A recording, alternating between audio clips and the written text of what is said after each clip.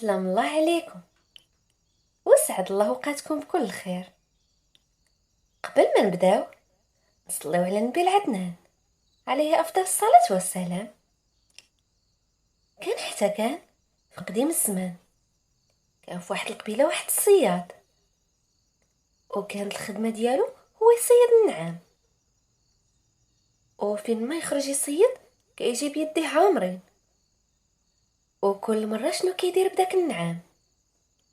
مره يبيعو، مره ياكلو، مره يبيع الريش ديالو.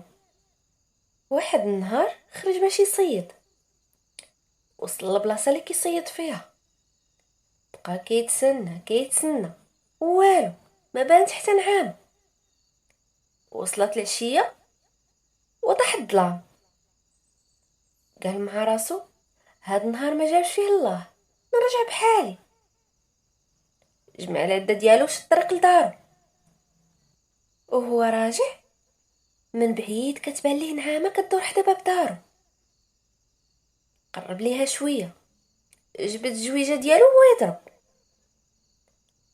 ملي شافها طاحت مشى كيجري، وما حدو كيقرب منها وكيحقق مزيان كتبان ليه ماشي نعامه. حتى وصل لحداها وتاكد باللي ماشي نعامه، ولقى راسو ضرب ولدو. الصياد تصدم وما فهم والو. بدا يعيط على مرته، جات كتجري وغير شاف الدري طايح في الارض بدات كتغوت وتبكي. قال ليها شنو هادشي اللي من فوق حوايج الدري؟ قالت ليه باللي كان عندهم بزاف ديال ريش النعام. قالت مع راسها صايب لولدها منو كبوط. وداك الشي اللي كان صايباتو ليه وخرج كيلعب حدا الدار. الصياد غلط فيه، كيسحابو نعامه وهو غير ولدو. بقاو ديك الليله كامله كيبكيو، وكل واحد فيهم كيرجع اللومه للاخر. ايوا يا سيدي، صباح الصباح الصياد ناض جمع حوايجو وقال لمرتو ما بقى ليا جلاس معاك، انتي السبب حتى قتلت ولدي. بقات المراه مسكينه بوحدها، لا ولد لا راجل. مشى الصياد شاد طريقه حتى وصل لواحد القبيله، دخل ليها وسكن فيها ودار فيها شي تجاره، وبدا يكبرها شويه بشويه. الناس بداو يتعرفوا عليه، عرفوه راجل معقول، ولاو كيتعاملوا معاه حتى التجار الكبار، ولا معروف في ديك القبيله. وفي ديك القبيله كان عندهم عساس ديال واحد المقبره. كان الصياد ديما كيعطف عليه ويتهلا فيه حتى ولاو صحاب هو وياه. ايوا سيدي، مشات ايام وجات ايام. واحد النهار ناس القبيله مشاو لعند الصياد، قالوا ليه انت راجل معقول ومزيان وما شفنا منك غير الخير، داكشي علاش بغينا نزوجوك. قال لهم حتى انا ما كرهتش شي بنت الناس اللي نكمل معاها حياتي. وداكشي اللي كان قلبوا ليه على بنت الناس وزوجوها ليه. ايوا يا الحباب، دازو سنين وعوام. الصياد ماتت ليه المراه، جاو الناس كيعزيوه، داو المراه صلاو عليها صلاه الجنازه وداوها للمقبره وهبطوها للقبر. واحد شويه تلفتوا عند الصياد وقالوا ليه وجد راسك باش تهبط حتى انت للقبر. الصياد ما فهم والو، قال لهم كيفاش؟ قالوا لي علاش انت ما عارفش؟ قال لهم شنو غادي نعرف؟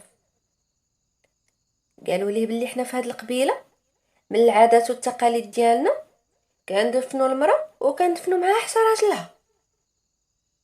الصياد تصدم، قال لهم ما يمكنش هادشي اللي كتقولوا فيه. قالوا لي هذه هي التقاليد ديالنا وما نقدروش نبدلوها، بغيتي ولا ما بغيتيش غادي تهبط للقبر تدفن حدا مرتك. الصياد شافهم مصرين على هاد القرار وما لقى ما يدير. قال لهم واخا ولكن بشرط. قالوا لي غير شرط، ما كاين حتى مشكل. قال لهم ديروا لي تقبه في القبر منين نتنفس. قالوا لي واخا ماشي مشكل. داكشي اللي كان دفنوه وخلاو ليه تقبى في القبر ومشاو بحالهم. في الليل داك العساس ديال المقبره كان كيدور تما، وهو يسمع واحد الصوت. مشى كيجري في اتجاه الصوت، وصل للقبر ديال الصياد. قال لي اعتقني وخرجني من هاد القبر. قال لي غير سمح ليا، ما يمكنش، هادي راه العادات والتقاليد، ما نقدرش نخرجك، وحتى الا خرجتك غادي يدفنوني بلاصتك. قال لي غير خرجني ونعطيك اللي بغيتي. قال لي والو، ما نقدرش نخرجك. قال لي نعطيك المال ديالي وداري والمحل اللي عندي. قال ليه العساس خليني نفكر واحد شويه، وهو يقول ليه واخا، ولكن بشرط غادي تغبر وما تعاودش تدور بهاد القبيله. قال لي انا موافق، غير خرجني. وداكشي اللي كان، خرجوا من القبر وبقى كيتسلت بالليل حتى خرج من ديك القبيله، وشد طريقو لقبيلتو لعند مرتو اللي سمح فيها. وهو يقول مع راسو صياد النعامه يلقاها. من بعد ما كان بخيرو وبمرتو وولادو حتى صبح ما عنده حتى حاجه. ومن هنا جات المثله ديال صياد النعامه يلقاها. وهنايا الحباب سالات حكايتي ومشات من واد لواد، وانا بقيت مع الناس الجواد. وكيف العاده، الا عجبكم الفيديو ديروا جيم وخليو شي تعليق زوين، وإلا عجبتكم القناه ديروا اشتراك وفعلوا زر الجرس باش يوصلكم كل جديد.